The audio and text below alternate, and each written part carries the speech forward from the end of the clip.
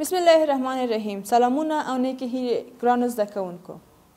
هیله ده چې روغ او جوړ او په خپلو کورونو کې سلامت اوسئ.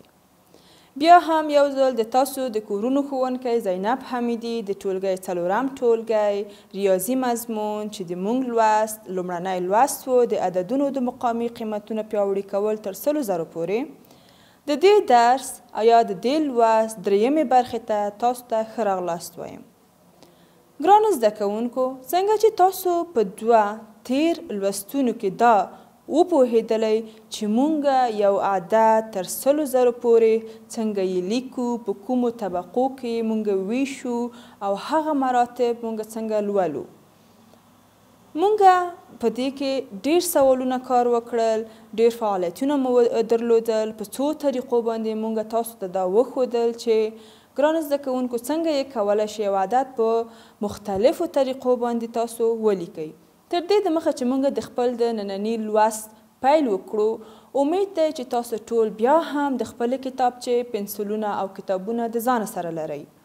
ګرانو زده کوونکو، تاسو بیا هم زه یو یادونه کوم چې په خپلو کتابچو کې به یو دانه چوت رسموئ. په هغه چوتو کې به تاسو خپل طبقه بندي د یویز نه تر 100 زریزو پورې د خطکش په هغه کومک باندې کوئ.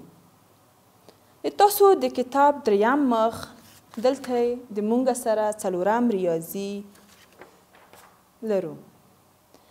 تاسو پوښتنې تاسو ته ویل شوي چې د لاندنیو عددونو رقمونه په راکړل شوو جدولونو کې ولیکئ.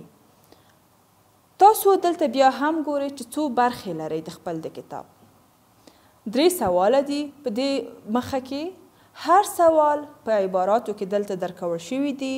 بیا هم جدول دی دلته د مونږ سره چې مونږ د دې دپاره چې دغه عبارات یا عبارتي اعداد په سمه توګه په خپل په جدول کې په ډېر منظمه توګه باندې وویشو، نو مونږ ته دا لازم دی چې تر ټولو اول مونږ باید د خپل دغه عبارتي اعداد په اعدادو کې دلته د دې ترڅنګ ولیکو.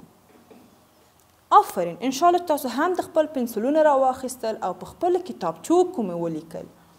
د مونږ لومړنی عدد چې دلته یې مونږ ته ویلی دي، مونږ ته یې ویلي چې 22,921.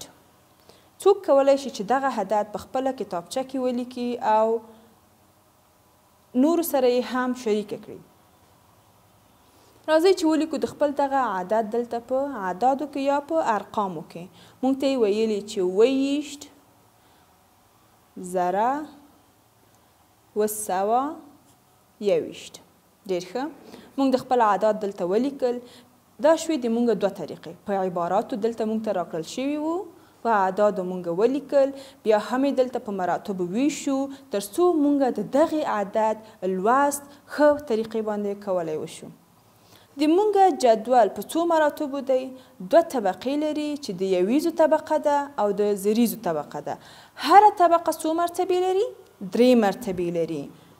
یویز، لسیز، سلیز د یویزو طبقه ده، زریز، لس زریز او 100 زریز د زریزو طبقه ده. ډېر ښه. مونږ په چوت کې هم دغه طبقه بندیانې کړي دي.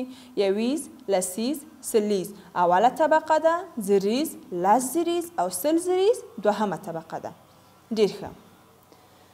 راځئ نو مونږ بیا هم خپل شروع کوو د لومړني اعداد د ویشلو سره. د مونږ لومړنی رقم په دغه عدد کې کوم عدد دی ګرانو زده کوونکو؟ آفرین، 1. نو مونږ یې په یویزو کې دلته کوم عدد لیکو؟ 1. او په خپل چوت یا په خپل دلته ما سره مرۍ شته، زه په خپل چوت کې دلته مرۍ اچوم، خو تاسو کولی شئ چې په خپلو کتابچونو کې چې کومې چوت رسم کړي دي په هغه کې تاسو دغه مرۍ د پنسل په مرسته باندې رسم کړئ. د ما په یویزه طبقه کې دلته څو مرۍ دي؟ 1، ځکه چې د ما اوله طبقه کې عدد 1 دی. ډېر ښه. د ما په لسیزه طبقه کې دلته کوم عدد دی؟ په لسیزه طبقه کې دلته 2 دی. نو زه به لومړی دلته په خپله لسیزه طبقه کې په جدول کې 2 لیکم او بیا هم راځم د چوت لور ته او دلته په لسیزه طبقه کې کوم عدد دلته څو مرۍ اچوم؟ 2 مرۍ اچوم. آفرین. بیا هم راځو د خپل دریم رقم ته چې 7 دی. نو په کومه طبقې کې دلته په جدول کې لیکل کیږي؟ په سلیزه طبقې کې لیکل کیږي. ډېر ښه. ځکه که موږ دغه عدد حصه ونه وایو نو دغه موږ ته دا عدد چې کوم موږ لولو دا داسې لوستل کیږي چې 221. نو د 100 چې کله موږ وایو دا په دې معنا چې دغه رقم د سلیز مرتبې کې دی. نو دلته سلیزه جدول کې دلته لیکو او په چوت کې موږ څو مریو ته نیاز لرو؟ آفرین، 5 مریو ته موږ نیاز لرو. نو ما سره دلته 2 مری دي. کوم مرتبه کې زه دغه 2 مری باید وکاروم؟ په سلیزه کې. ډېر ښه. ګرانو زده کوونکو انشاءالله چې تاسو هیڅ ستونزه اوس نه لرئ د دغې اعدادو او حتی په دې امید چې د ما تر مخه مو هم دغه اعداد په ډېره ښه توګه په خپلو کتابچونو کې پاک او منظم لیکلي وي. نو ما په خپلې سلیزې طبقې کې دلته 2 مری واچولې. بیا هم دلته د ما 4م رقم 2 دي، یعنې زریزه طبقه مې 2 ده. نو ما ته څو مری دلته پکار دي؟ 2 مری پکار دي. د کومې مرتبې دپاره مې پکار دي؟ آفرین، بالکل د زریزې مرتبې دپاره مې پکار دي. 3 4 5 6 او 2. د ما آخرنی یا وروستنی عدد کوم یو دی؟ 2. نو زه دا په لزریزو طبقه کې دلته لیکم 2 او په لزریزه طبقه کې چې کوم چوت دلته د ما سره دی څو عدده زه باید وکارم؟ څو مری؟ 2 مری. انشاءالله که تاسو چیرته مری او چوت د ځان سره نه لرئ په کورونو کې نو د رسم په طریقه یې هم کولی شئ چې زده یې کړئ. اوس ګرانو زده کوونکو راځئ چې دغه عادت وګورو. دغه عادت چې کوم یو مونږ دلته لولو مونږ وایو چې 2,221 مونږ په عدد کې دلته ولیکل او دلته مو په جدول کې توضیح کړل. نو انشاءالله چې تاسو هیڅ کومه ستونزه نه لرئ او په همدغه ډول باندې په 4 طریقو باندې په مختلفو طریقو باندې مونږ کولی شو چې دغه د خپل عدد بیا هم ولیکو. په 2م سوال کې تاسو راځئ چې یو ځای ټول زده کوونکي ولولو چې دغه عدد په عباراتو کې کوم یو دی. مونږ ته یې ویلي چې 11,800 11,800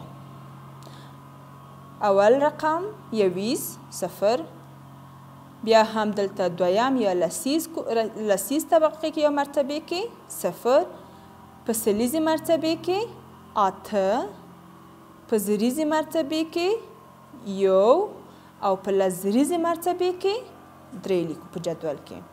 په همدغه ترتیب باندې موږ د خپل په چوت کې کارولی شو چې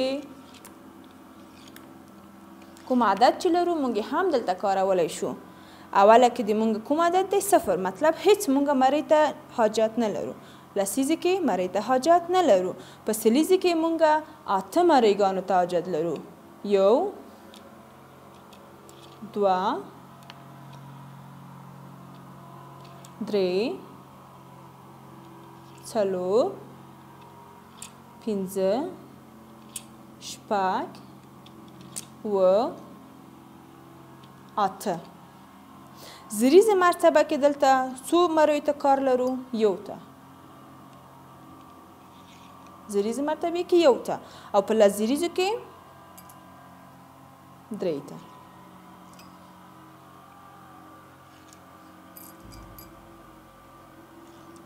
ډېر ښه. اوس ګرانو زده کوونکو آیا تاسو دغه عدد لوستلی شئ؟ آفرین، ډېر ښه. امید چې تاسو یې لوستلی شئ. دغه د مونږ عدد کوم عدد دی؟ 11,800. د پوښتنو درېیمې برخه کوم عدد دی؟ یو ځای سره لولو. 24,215 24,215. لومړی برخه کې موږ په کوم رقم لیکو؟ په اعدادو یې لیکو. موږ یې لیکو چې 24,215. سمه ده؟ ډېر ښه ګرانو زده کوونکو. د ما لومړی طبقه دلته کوم عدد دی؟ 5. نو په یویز کې زه باید څه ولیکم؟ 5. لسیز کوم عدد دی؟ 1 دی. په لسیز کې جدول کې 1. سلیز مې کوم عدد دی؟ 2. زریز رقم کې مې کوم عدد دی؟ 4 او په لزریز رقم مې کوم عدد دی؟ 2. بیا هم راځئ چې دغه عدد چې د مونږ دی 4,215 په چوت کې څنګه کارول کیږي. انشاءالله تاسو ته به اوس ډېر ښه او ډېر ښه خوند به ترې اخلئ دا چې خپل درسونه په ډېره ښه توګه سره لولئ او په چوت کې په خپلو کتابچونو کې د پنسل په واسطه باندې رسموئ. د ما یویز رقم دلته کوم عدد دی ګرانو زده کوونکو؟ 5 دی. نو ما په خپل یویز کې دلته د چوت دپاره څو مریو ته اړتیا لرم؟ 15 مریو ته اړتیا لرم. بلکل ګرانو زده کوونکو.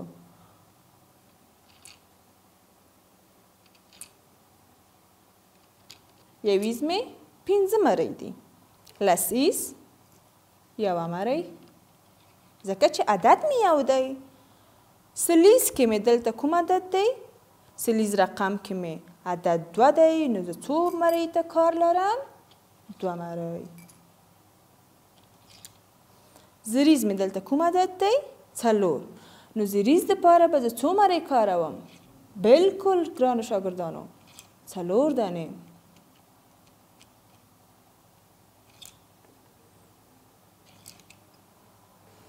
لزریز کې 2.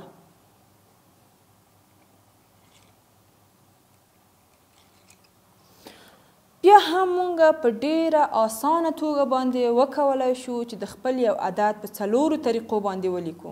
په عباراتو کې په کتاب کې راکول شوي دي هغه لولو، بیا یې په اعدادو باندې دلته لیکو، په جدول کې طبقه بندي کوو او بیا یې هم دلته د خپل آخرنی تمرین دپاره په چوت کې کاروو.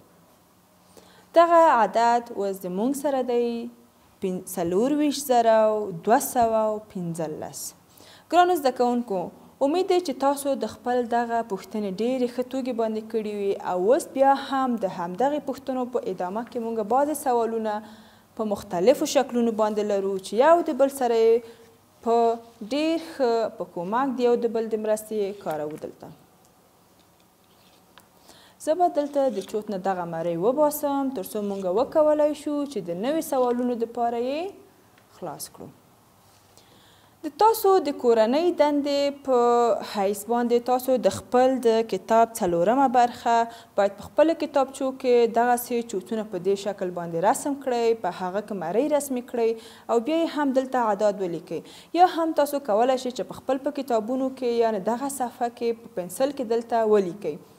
د مثال په توګه زه تاسو ته یو دانه کار کوم او بیا هم انشاءالله چې تاسو به په همغه کومک باندې د همغې په مرستې باندې نور باقي ټول سوالونه دلته حلوئ. لومړنۍ برخه یې دلته دی. بیا هم ما وویل چې د مریو په اساس یا د مرتبو په اساس اول موږ د خپل اعداد جوړوو. په لومړنۍ طبقه کې دلته د یویزو طبقه کې لومړنۍ مرتبه کې څو مری دي؟ 1 2 3 4 5. نو زه به دلته لیکم 5. په یویزه طبقه کې دویمه مرتبه کې څو مری دي؟ 2.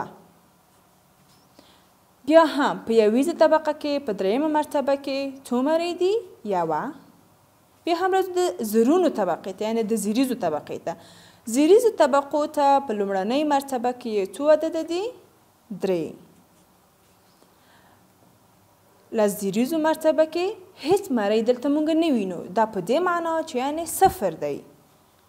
او په زریزو کې لزریز او بیا هم اوس سلزریزو کې. په سلزریزو کې مونږ دلته وویل چې دغه عدد مونږ په کومه طریقه لیکو؟ دلته مری یوه ده په دغه مرتبه کې، نو مونږ دلته لیکو 1. اوس آیا تاسو کولی شئ چې دغه عدد ولولئ؟ بلکل هو، انشاءالله تاسو یې لوستلی شئ. دغه عدد 1,325. 1,325. ډېر ښه ګرانو زده کوونکو، انشاءالله چې تاسو دا کورنۍ دنده په خپله ډېره ښه توګه باندې کړې وي او تر بیا هم بلې پروګرام پورې یا تر بل درس پورې مو په پاک الله سپارم. خدای پامان. انشاءالله چې روغ او جوړ اوسئ.